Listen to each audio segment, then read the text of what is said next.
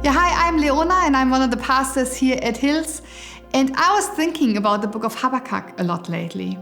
Habbakuk's book is such a beautiful example how someone's life or the circumstances in life don't change, but the heart changes. And it spoke to me a lot. Habbakuk cried out to God why he wouldn't intervene. There was injustice in his nation of Judah everywhere and God wasn't doing anything. Why? Why was God not? So Habbakuk was struggling with this fact. Are you sometimes struggling in life when God is not intervening? Maybe you're going through something really difficult at the moment.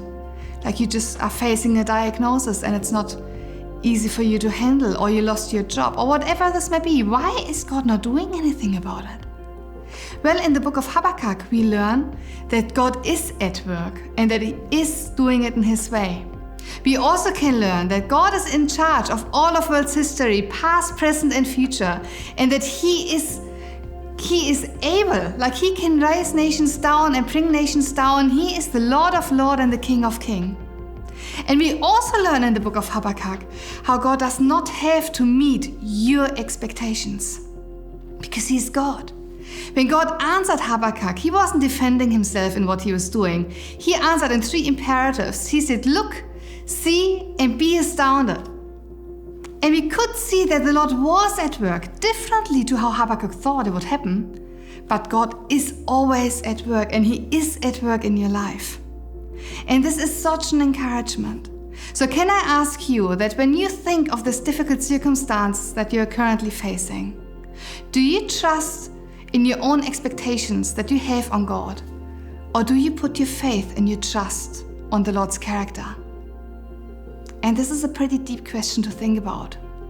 So have a thought throughout this week. At the end of the book of Habbakuk, he finishes after all his complaints, and his complaints then turns into prayer.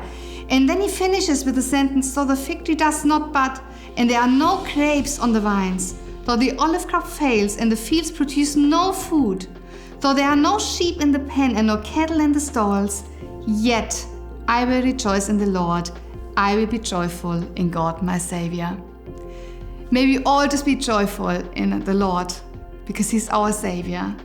And may you know His joy in your heart despite all the circumstances that you are currently going through or facing, because He is the Lord of Lords and the King of Kings, and He alone can put joy in your heart no matter what is happening in this world.